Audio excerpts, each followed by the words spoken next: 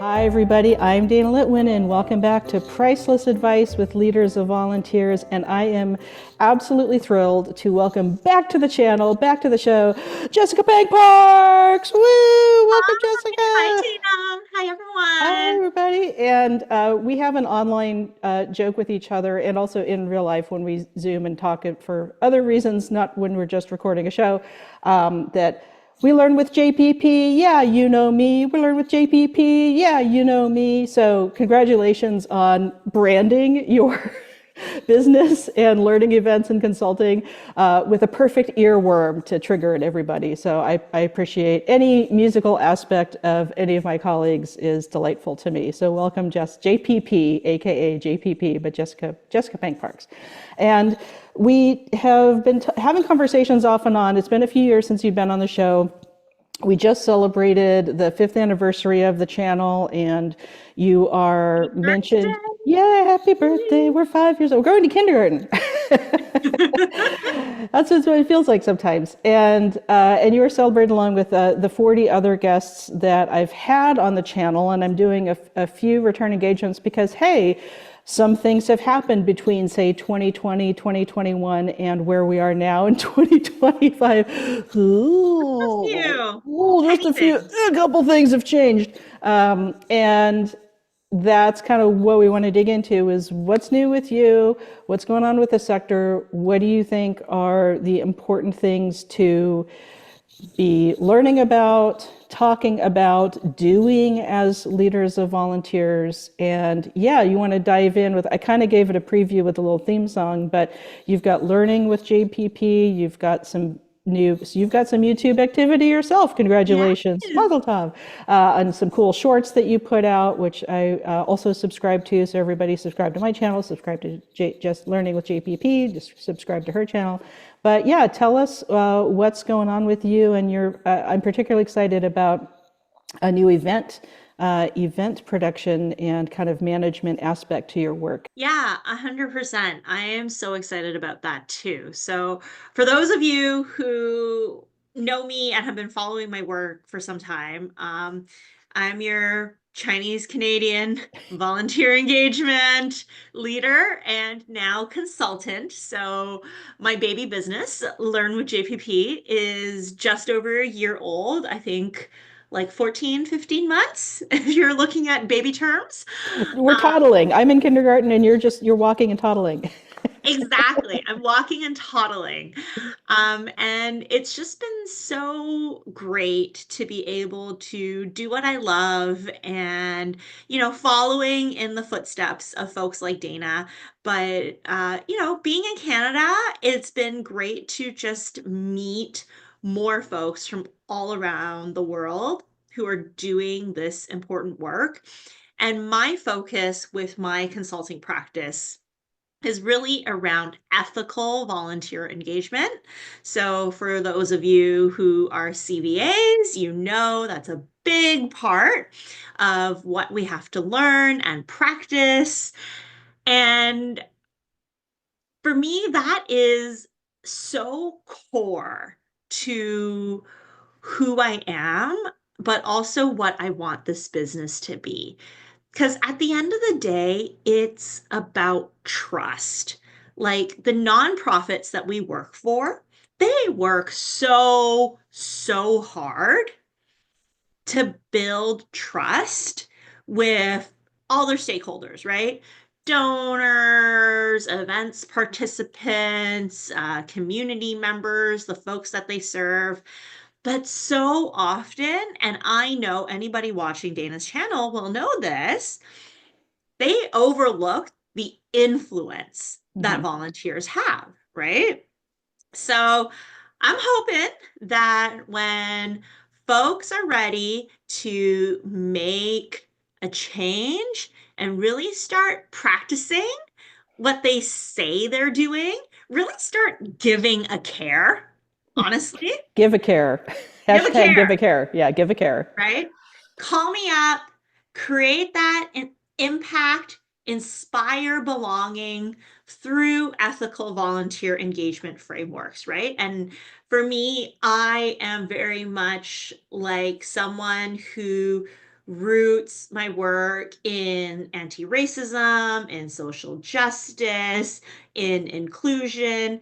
And I'm not perfect. And we all need to realize that we need to keep learning. And that's why my business is called Learn with JPP, right? But we need to keep learning. We need to embrace being a little bit uncomfortable or sometimes a lot uncomfortable about some of the honestly like gross stuff Hmm. that Yeah, gross is nonprofits a do good that. word. Yeah. Yeah, Just, gross, icky, right? Like some of the stuff that we do and some of the stuff around volunteer engagement, like the saviorism, the paternalism, like just, oh, right? Like we really need to examine that. Like you can't just come in and be like, yeah, we're just gonna be inclusive and everyone's welcome. But like yeah, at the end of doesn't the day, like doesn't work that way. And it yeah, doesn't work that way. Exactly. And when you take the time and effort, because it does take time and effort to do things the right way, you're really going to get that deep mission connection, the community buy-in. And what most executives want is the fundraising revenue, right? right. And I've always been at that intersection between fundraising and volunteer engagement, not so much on the programming side. Like I've worked mostly in social services Hmm. and health organizations, so it's very much fundraising. Um, but yeah, like we just need to respect people, whoever they are. I think that basic respect, that humanity is something that, frankly, the economy doesn't reward, especially the online social media clickbait economy is more about rage entertainment and rage engagement and just, triggering strong emotions with truth or misinformation, or mostly misinformation. But I want to circle back to the idea of trust as a foundational thing, because that's something that I've explored in a lot of my Tuesday tips and interviews with other leaders of volunteers, that it's my strong belief that trust is the foundation and really the currency of any relationship building. So volunteers, donors, building trust, like you said, in the community, where you can't just, say, we do welcome everybody, but some people are more welcome than others. A Kind of, hundred kind of, percent. kind of like, if anyone still reads Animal Farm, like some animals are more equal than others. Some people are treated better than others inherently in these systems, and that is important to push against in whatever small way. And most of the demographics of leaders of volunteers look like me. They're middle-ish, age-ish white ladies. Mhm. And I have other dimensions to myself that's never one's only aspect or personality. How we are enculturated in North American countries, in America and Canada, and kind of the Western culture, enculturation in general, we're not often aware of the systems of bias or exclusion, historical exclusion. They're leaving people out until we learn about it. And that is a point of discomfort, and it should be pushed through and explored and understood, because we are all, to another of your great points, Jessica, we're all in a learning process, hopefully to be better people Right, and not right. nastier, grosser, meaner people. But those of us who are on the journey to like be more kind, and kind is different than nice. And Brianna Hmm. Dorellis has a great explanation of that I'll link to as well in this video description. You're really at the core of it, that trust is relationship building, it's currency. And I also like your point that volunteers are headcount. You are probably in charge of more headcount than Yes. someone with a department of only paid staff. And that's a Yeah. huge piece of potential positive leverage and influence and advocacy internally to an organization and externally. And talking about your experience at the crossroads of fundraising and volunteer management, there's a few people with your similar skills and specialty in that, but most of the time it's directors of development or fundraisers, and they kind of deal with volunteers, but they're maybe not CVAs, maybe they're CFREs or some other great professional Yeah. certification, Yeah. but or even MPAs, but they don't quite have maybe the experience or skill set with volunteers that would be more helpful to them. And then there's a lot of volunteer coordinators, managers, volunteers, leaders of volunteers who get asked by development in their Nope, organization to just like, can you just have 50 people turn up in 2 days and yep. be perfectly trained as cater waiters? Can you pull them off a back shelf in the closet or something? Defrost Can you them, defrost it? like, Can you pop them in the microwave real quick? Give them 5 minutes to thaw out and shake it off. They'll be they're just fine. completely surprised that you don't have That doesn't work like, that where's way. your volunteer pool? And it's Yeah. like, So excuse planning, me? yeah, and one of your areas of expertise and what I want to talk with you about today Mhm. especially is planning that event volunteer support. And Mhm. since you know both worlds, how to take the time that it should take, and the many organizations that think you can just thaw people out from a freezer somewhere and people will just turn up magically. But I appreciate your perspective and talk a little bit more about from the fundraising end and the volunteer managers end. What's the ideal way to plan for event volunteer support? For me, it's really about communication. And I see so many organizations, and I've talked to organizations where, they have this huge event and they're like, we have 3,000 volunteers every year. Like, okay, tell me more about them. And they're like, well, 2,500 of them volunteer at the event, and 500 of them, do these other things. And I'm like, okay. And they're really in that mindset of, like, and Sue Carter Call is the person who talks about this, right? Right. Numbers and hours, right? And they're like, well, how can we get these people to volunteer more hours? Right. I'm like, well, it's not about that. Why aren't these people, we recruit 2,500 people every year, but only 500 of them come back year after year. The Hmm. other 2,000 are brand new people, and then suddenly after the event, poof, they're gone. They don't sign up for a mailing list. They just disappear into the ether. Well, you haven't built that relationship with them. You haven't involved them in having a voice and being part of your community. And a lot of the time, so here in Canada, where I live in Ontario, we have mandatory volunteering, Hmm. which I am opposed to. Um, Voluntolding. voluntolding, Voluntolding. Yeah. as so you have to collect 40 hours of volunteer service to graduate from high school. That is, again, like 40 hours. What does it mean? Why community service? What community service is legitimate? Because you have to have it signed off, blah, blah, blah, blah, blah. It really favors those young people who have the supports at home, who Right. don't need to go and get a part time job or multiple part time jobs, right, to help support their families, and can do this service as a requirement for getting a high school diploma. Yeah. Like, Like you pretty understand. important thing to have. Yeah, and that's true in the states, in most states. It's definitely true Oh, in California that high school students need to get, I believe it's either like it varies by school district, but it tends to be, again, I think 40 hours by the time you graduate, so maybe 10 hours of volunteering per year of school, per semesters, trimesters, however it's divided up in different districts. We understand the intention and the desire to yes, get young people engaged in their communities and yes, all of that. And I've worked with plenty of teenagers that were trying to burn through their hours, but they were very enthused about the work and the yes, agency that we did yes. together. They did stay on, even if they came as one drop in to get 5 hours of, I've worked with a lot of nature conservancy type agencies, so, pulling weeds or clearing a trail or whatever they're doing. Yeah, But they do come back, and so that yeah. speaks to that phenomenon you're talking about not just voluntold. In the U.S., at least, we also have court referred volunteers. Yes, So yes, yes. Well, we have that here too. Yeah. yeah, I figured it was the same. But someone, because they start as a voluntold, isn't necessarily going to be a bad volunteer. But we also know what happens when you try to tell teenagers they have to do something. Yes, or anyone, they have or to do anyone, something. but especially young people learning about their new moods and hormones and ways to be in society. So Yes.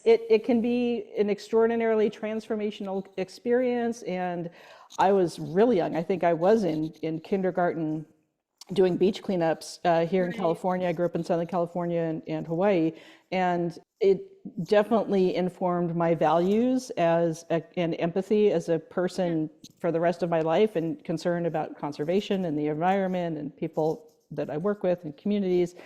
I think it helps with that. But is there a way where it's encouraged but not mandatory? And I think that's the balance that no one has really found yet. 100%. And it's, like it really, again, disadvantages Yeah, those folks who are just can't do already it. systemically Yeah, oppressed yeah, and favors those who have the most privilege, right? right, right. So, yeah, I think like a lot of the organizations I know who work with event volunteers, they're like, well, yeah, these high school kids just need their hours and they can collect like 10, 8 in one day. So it's great. Or like they can collect like 20 in a Hmm. weekend. Right. Amazing. And that's how they like literally advertise it. You're a cog in a wheel in a system, and it's just a numbers grind, which is Yeah. not how do you appeal to people joining your work. And Yeah. I've been at organizations where, I'm like reviewing the applications that come in and there's the question like open text, why do you want to volunteer at this event? And it's like high school students will be like, I need my hours. I need my hours. Perfectly legitimate reason, but does that connect them to your mission and make them more likely to become a lifelong supporter, right? And whatever support that means, right? Whether it's being able to talk about the importance of your work, donating when they're a little bit older, leaving a legacy gift, thinking about all of that, or volunteering, or maybe even working for your organization, right? And giving that these folks the experience from beginning to end of feeling like a important and valued member of the team and not just here's another set of hands, here's another, whatever, it's a Warm warm body. body, Yeah. right? And we're going to get them, we're going to use them. Use, exploit, Use. extract, Use. And squeeze. I had Yeah. someone give me the dictionary definition of use. I think you saw this, Dana. Yeah. And they were like, well, yeah, what's wrong with using volunteers? You don't understand the definition of use. I'm like, so if I were to volunteer for your agency, like, and I just stopped replying to this person because I was like, there's no point. Yeah. They're I'm not like, gonna, if it's I not gonna were to sink in. volunteer for your agency, and I come for my onboarding, and you're like, hey, Jessica, this is how we're going to use you. Like, does that make me feel good? Does that make me want to participate? Like, I don't know if they do that, but if they do, I don't see how that can be successful. So again, like, why are you throwing the definition of something at me? Because, like, how words are defined changes as culture changes. Hmm. And we shouldn't ever use people. We can, yeah, like it's just gross. Yeah, and yeah, hashtag gross don't use people. And that's, I find it, join our team, work with us, work with your community. We utilize volunteers. We leverage the people power of volunteers. There's other ways, because you're right, words matter, language matters, and Yeah. we're in a time of, in the States and unfortunately spreading everywhere, of extreme censorship, misinformation, purposeful disinformation, and the abuse of words and language to fit specific, very rigid agendas. And I, for one, hate participating. I don't want to participate in things like that.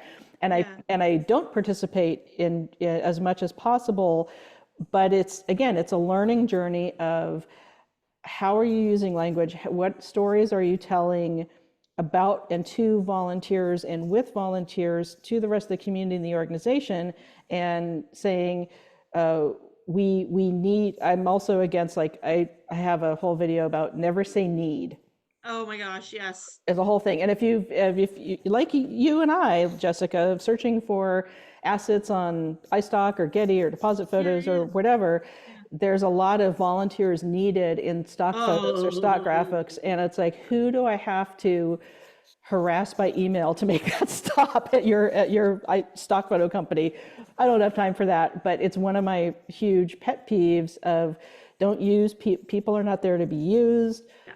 and we don't need volunteers. We want join, help, some sort of positive action verb, because again, words have power. And so even And that changing how we and talk that's about the it thing. helps a lot. It can help the recruitment and the retention numbers. So if you're talking about recruiting event volunteers, what are some sources that you think a lot of folks and organizations are just missing out, besides the voluntold of the high school students or the teenagers or whatever? Like, what are some other places to create real relationships with people, even if it's 4 or 5 or 10 hours, that maybe they do want to support in some other way, if not volunteering throughout, through for the organization throughout time? So I'm going to go back to what you said about, like what we were talking about, the using volunteers. Hmm. So some people are like, well, this is just how I'm talking at work with my colleagues. The development director will come to me and be like, we need some volunteers to use at the golf tournament this weekend. I was very much like, I can't speak up about this when I was working in-house, or not can't, but like I got more vocal over the years because it's like, oh, whatever. But our profession, we are working so hard to be recognized Hmm. as a profession with a unique and valuable skill set. Right. So if our colleagues can just come to us, asking for volunteer support is not like asking for paper clips Right. or, It's not a right? supply cabinet. Again, like, it's not a Yeah, freezer or supply cabinet. exactly. These are people. If and when you feel empowered and comfortable to do so, make your colleagues feel uncomfortable. If they come to you and they're like, Jessica, how do you propose we use volunteers for this? You need to be like, hey, volunteers are people. We don't use people, we engage them, Hmm. we support them, right? Because when you use something, it's also taking out the fact that you need to maintain that relationship. You have to work and support and provide with resources, right? It's not just like, oh, okay, I'm done using this. Bloop. Well, it's the language of disposability, which we, Oh my again, goodness, yes. capitalism, et cetera, late stage capital. But we have too much in society that you use something and it conveniently ships to you, and you use it once and you throw it away and it goes into landfill and it floats in an island in the Pacific and all that stuff.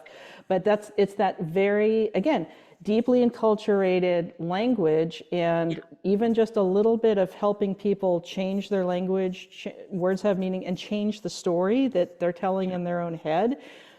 The other aspect of this is not just use as disposable, but like you said, we're engaging people. Ideally, we're having an experience with them that creates good memories, yes. especially with teenagers or Experiences. kids. We Yes. want to, if you reframe it, and I've come from training a lot of docents in nature and zoos and museums and things, but if you think about an educational approach of engagement where we want to have them have a good, meaningful experience is the bare minimum. Again, for Yes. 5 minutes, 5 hours, 5 weeks, 5 years, five Yeah. decades, whatever the volunteer life cycle is. But also, use is like crumple it up and throw it away. And like you Yeah. said, it doesn't register that connection. And I have my 3 C's of happy teams or happy volunteers: comfort, convenience, connection. But connection it's built on trust. It's built on the sense that we're in this together, that we're equal participants and parties, whether we're paid, whether We're we're unpaid, partnering, part-time, we're right? partnering, full-time, part-time. Yeah. None of that should matter. It does, but I like your idea of, and I fully support, like, make people uncomfortable if their language and their story doesn't fit what is, the most effective, because we're getting rid of saying best practice, but what's the most effective form of community engagement, including volunteer and donor engagement, that you can do with your organization, with the communities that you work with. And that starts to take the framing away from saviorism or, poverty entertainment, poverty prawn, as it's Yeah, called yeah, online, and really like people are people, I, items are items, yeah, and let's not dehumanize people unintentionally or accidentally, but yeah. by using this language of these systems that have been very exclusionary and put up a lot of barriers for folks to participate. And then people wonder, why can't I keep volunteers? Like, are you treating them like crap? Are you treating them No, like items instead of humans? yours to keep. Yeah, They yeah. are people These are with relationships. Yeah. autonomy, Yes.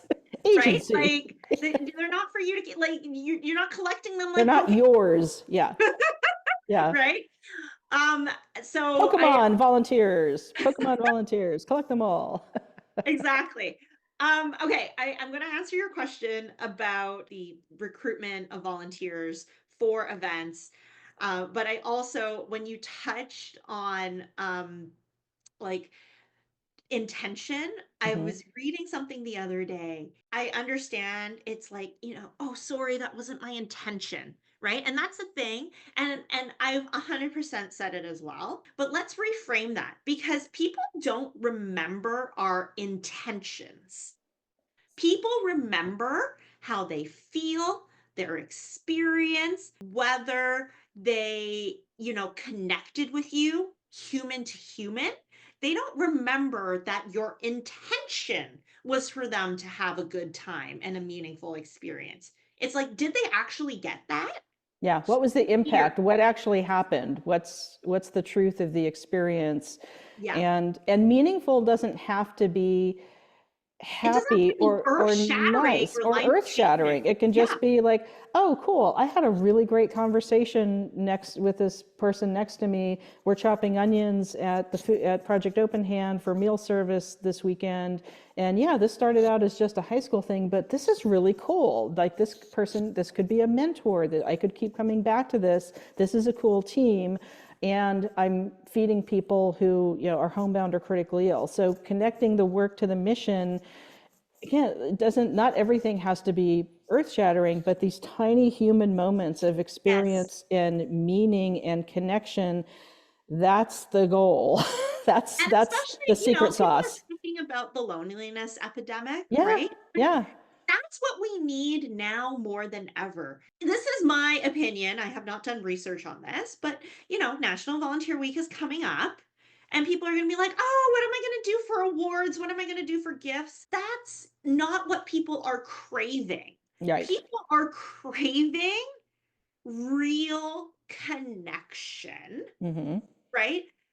Because you can't order that on your phone and get it in 30 minutes. If you want like a branded whatever, you probably can get that in 30 minutes. Or if you wanted a rubber chicken dinner where you clap, clap, clap for every person who goes on stage, there's lots of opportunities for them to get that. And people don't want that. They want to have a connection with people. They want to feel like they belong to something bigger than themselves. Strictly my opinion. I have not done research. I hope someone does research on this. But yeah, Yeah, and there has been a lot of research about that connection and improving mental health, physical health, improving empathy, improving, yeah, people feeling less isolated and lonely. That research has been done and all, not just with Toby Johnson and Volunteer Pro and right, her survey of leaders of volunteers themselves, right. but there's been, at least in the US Department of Labor statistics and other things that before they're completely scrubbed from the internet, I'll try to link and download some of that proof. And the proof is in the experience. It really gets down to, did someone have a good time or a bad time volunteering with you? Did they feel like their time was wasted? Did they feel like they were being used or dismissed or Yeah, disposable, or it felt like busy work and they didn't understand how this is rippling out in positive ways? What's the yeah, impact versus the intention? All of that is very complicated, but it does come down to someone have a good time or a bad time. And I've had volunteers where, they might have even got stung by a bee or twisted their ankle or like Yes. technically something kind of bad or painful happened to them.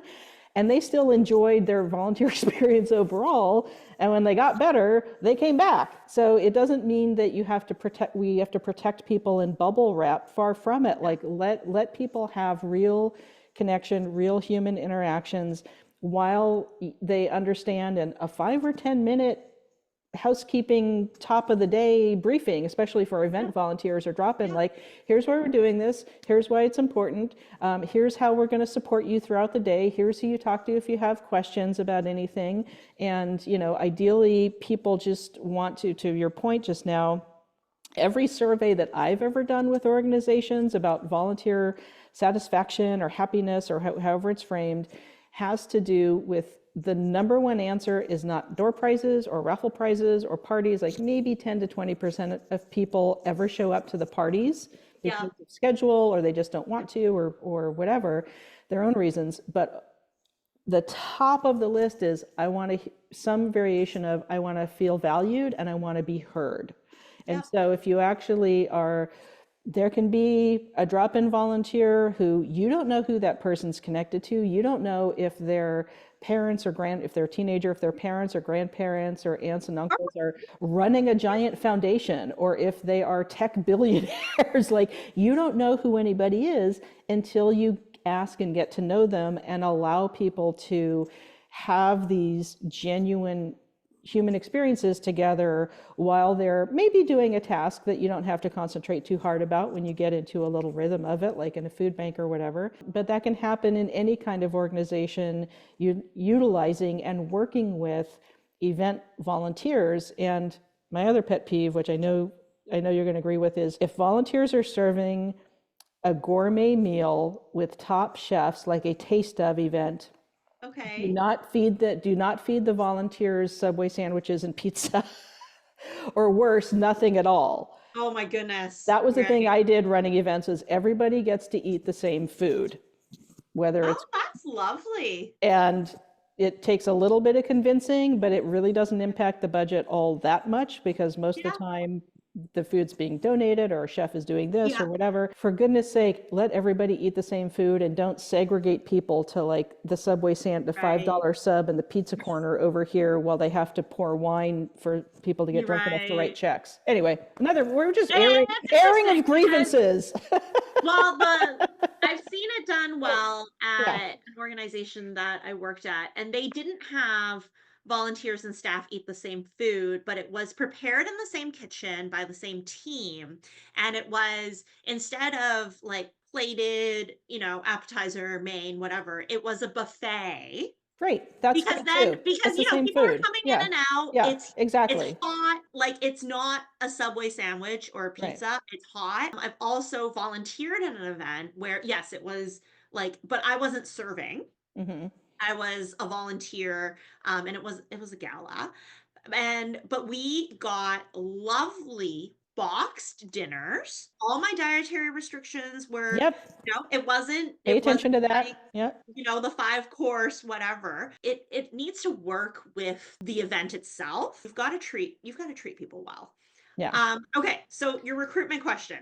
Other sources that folks or organizations often miss recruiting event volunteers, aside from the voluntold teenagers that also legally can't pour wine. I've had to head that off Yes. at the past, but yeah, please go Yeah. ahead with what are some of your other favorite sources of recruiting event volunteers, and then ways to maintain that connection and maintain that relationship. What I find interesting, having worked for health charities, Hmm. what I find interesting is, these charities will go out to their mailing list, their supporters. And yes, that is a good way because sometimes their supporters are, people who are tangentially affected, right? Maybe it's not someone with the disease, but it's a cousin or a friend or whatever, and Hmm. they're willing to volunteer. But at the same time, you do get a lot of patients and caregivers, and especially if it's a community walk, like an awareness raising event, like that type of thing, that's not really a good crowd to draw from Right. because those same people want to be actively participating and being part of that experience. And, for fundraising events, they are likely the people who will be like, okay, I want to find a cure for this thing that I have or my child has, and I want to do the 5K, the 10K, whatever it is. So how am I supposed to do that and also do registration, Right. right? So it does get hard for those people. Um, Corporate partners, Yeah, would totally. say, Huge are a fan. fantastic Yeah. source because these corporations, they're probably funding specific programs. They might even be a title sponsor of your event, right? And they have employees who are somehow connected to the cause because their company has decided that this is the corporate social responsibility that they want to do. So they probably have some idea of the mission, right? They might be donating through workplace giving. They probably have heard about your organization, and you can get them a little bit more engaged with the mission, right? So, Hmm. yeah, they might see your mission statement and know what you're doing, but it's like, okay, so what is this event? And what is the point of this event besides to raise 5 million, 10 million, whatever it is?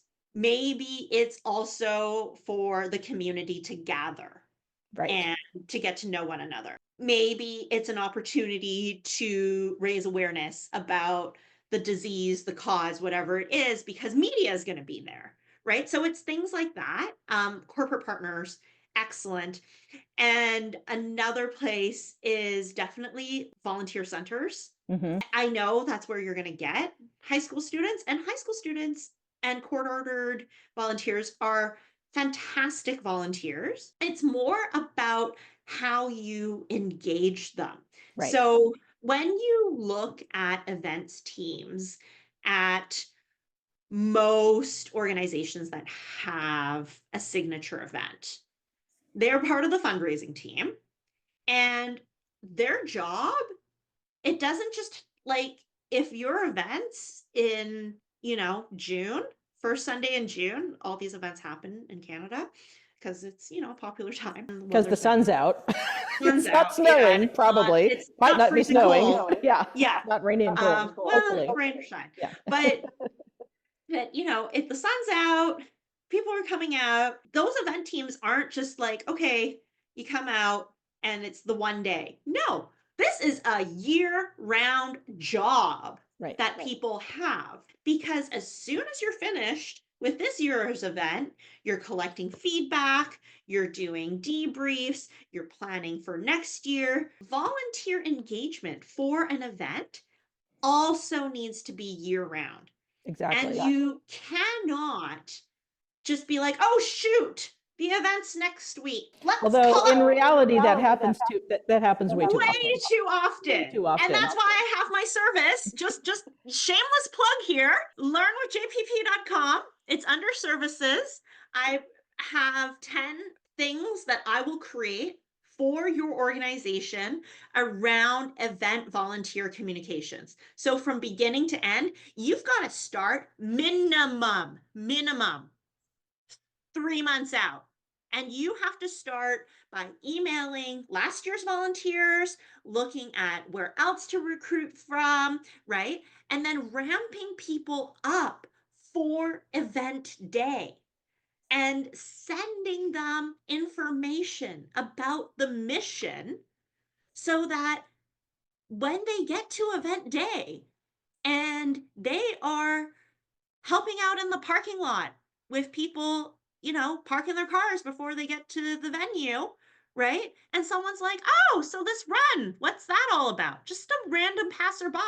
The volunteer's not going to be like, I don't know, I'm just here to get my hours. Yeah. Teach everybody the basic elevator pitch, 30 seconds or less of the messaging for the event, the organization, and specifically like what they're doing.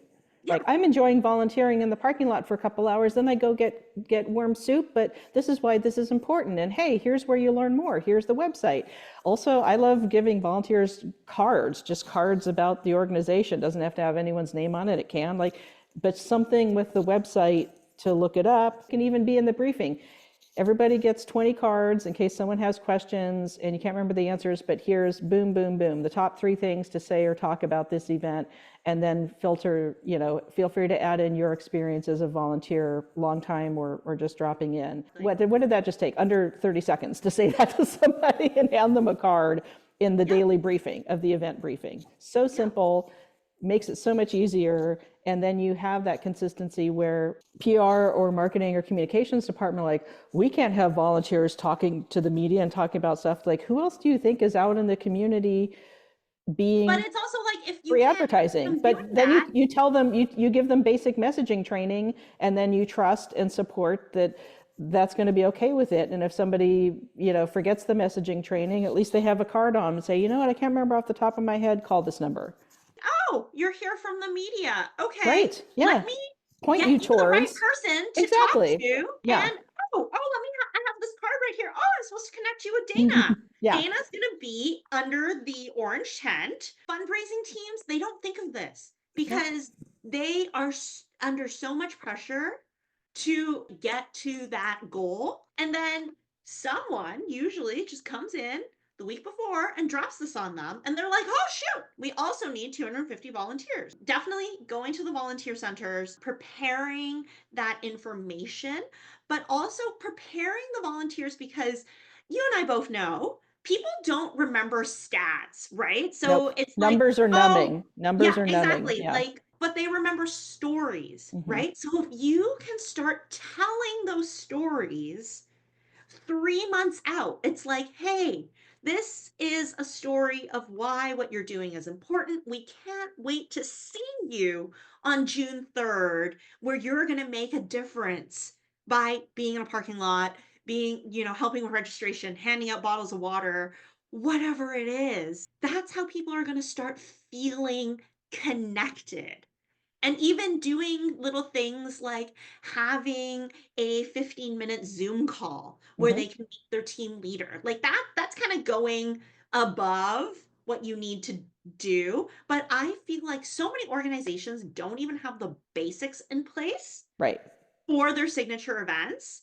And these events are a big deal. Like they have multiple staff working on them. They have their entire board, their CEO, like booked off weeks in advance. They're calling the media and then, but volunteer engagement to support the event in critical roles. That is a last minute, like, oh shoot, we forgot to do this. So It's go to my website, like check it out. everything's there. The pricing is very transparent. Also, if you're like, Jessica, we have a volunteer coordinator. We have a volunteer manager. They can do this. The 10 things that I would provide in that service are very transparently on there. So if you want to look through that and be like, okay, we can create these, great. Use that as a model because I want more organizations just to be able to do this so that volunteers have a good experience. At the end of the day, if they have a good experience, you're not going to have to work so hard to recruit the following year.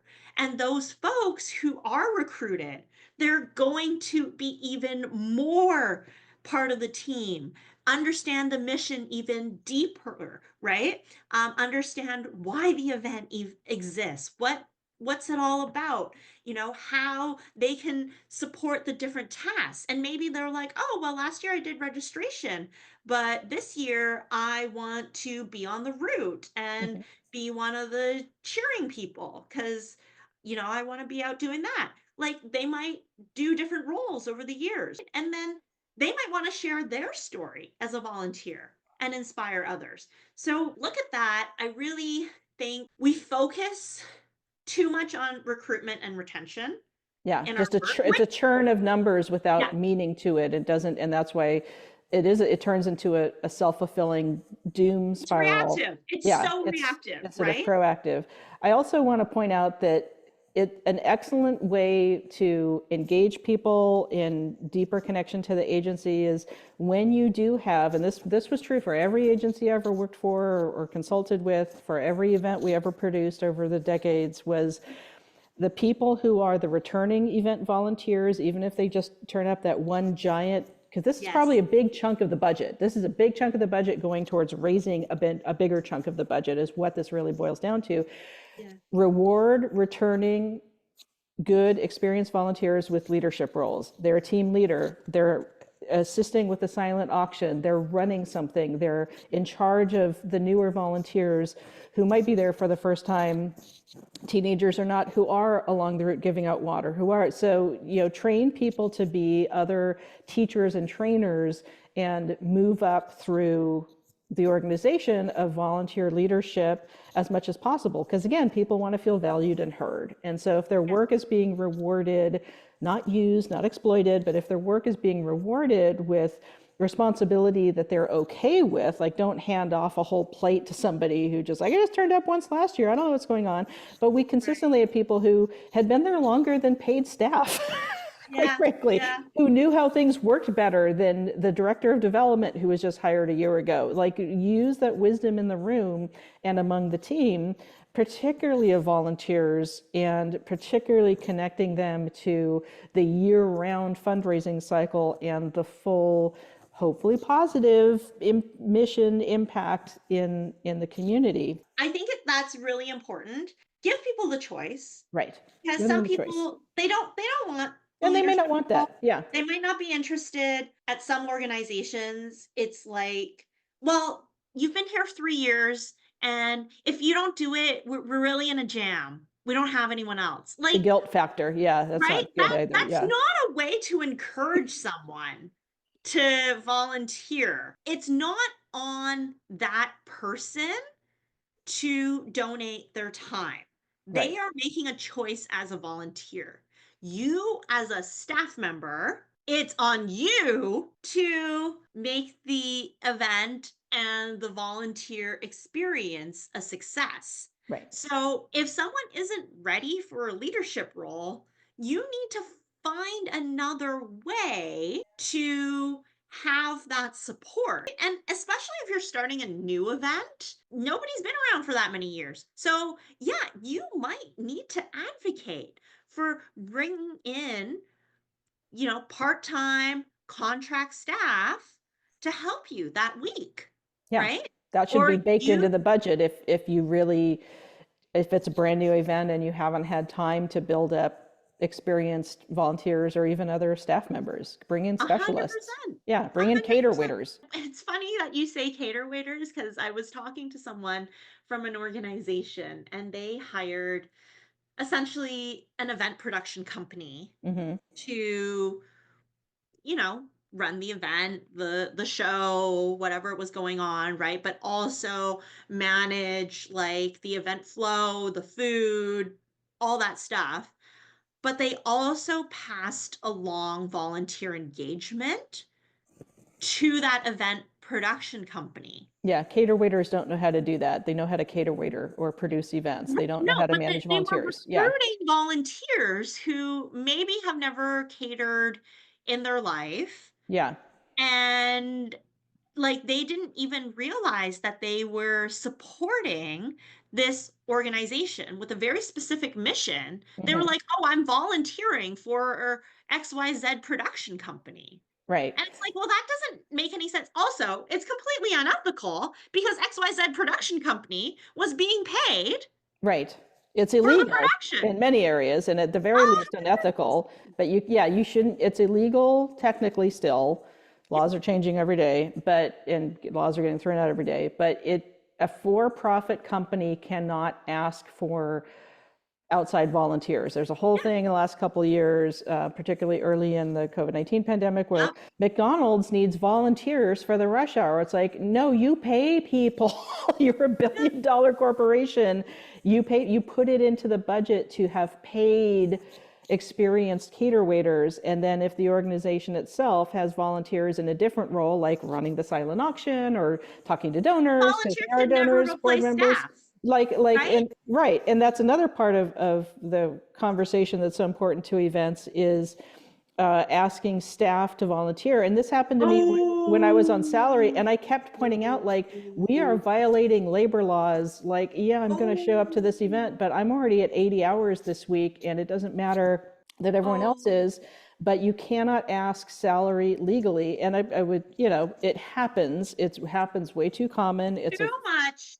It's a Oh, form of labor exploitation, but we yes. also need to speak back and push up and make people uncomfortable with that's a labor violation. And as much as labor protections and laws might still exist anywhere in the States or in Canada, like, utilize those laws and make those complaints and fill out those forms if that's happening And consistently. it's really Yeah, funny because again, the violators are nonprofits, right? right. Who are positioning themselves as these pillars in the Helpful, community that are trustworthy. helpful, are supportive, right? And I have a friend, and I know most of the people who are watching this are leaders of volunteers.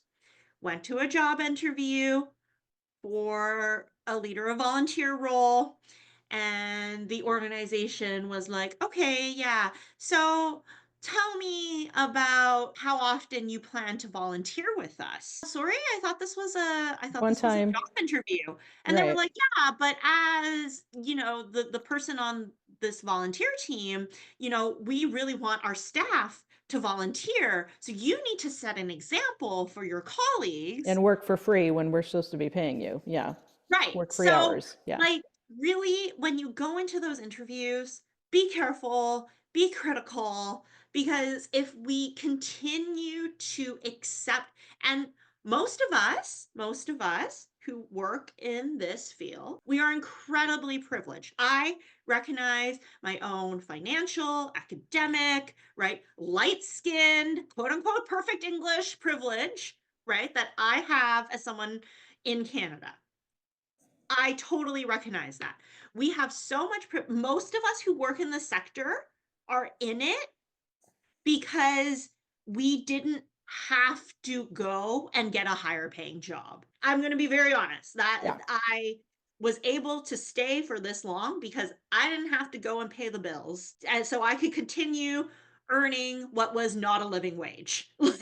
Right. Because it rarely is with nonprofits. And then they wonder why their staff burn out or turnover and volunteer burnout and turnover. It's like no one's getting treated well or paid enough. And in some cases, it's because the higher executives make a lot of money and nobody else does. There's too many organizations that are And there, structured again, that there's way. nothing wrong with But executives making money, there's right? nothing wrong with qualified people making money, but that Yeah, also means that, like, that everybody else in the organization should be well compensated for their time and talent, and not just 100%. one C-suite class of people. But it's like everybody needs to be making enough money. And if your organization as a nonprofit can't do that, then you need to shift some priorities around, This or merge or shrink organization has to do operations. with poverty reduction. Yeah, exactly. Or do something like that. Jessica, I'm very, very grateful for you taking so much of your time today to have these conversations, to learn together. And we know we're fans and friends of each other and admire each other's work. And I'll have how to get in touch with you in the video description below, your website, that awesome template that you offer for folks, whether they just use it themselves or engage with you to help them through that. You have a lot to offer leaders of volunteers and the sector. And I'm just really happy and delighted to have any chance to have conversation with you anytime, but especially today. Thanks so much, Dana. It's always good to chat with you, and I appreciate everyone who's watching. And yeah, hope to talk again soon. We'll celebrate your 10th birthday together. Or celebrate in 5 more years, it'll be the 10th anniversary of the channel, and maybe we'll have 100,000 subscribers by then. Let's see how it goes. But like and subscribe, hit the little bell to be alerted to when videos are uploaded, and follow me and follow Jessica Pang-Parks, aka the JPP, on all of the socials. But thanks so much, everyone, for tuning in to Priceless Advice, and we'll see you again next time. Take care.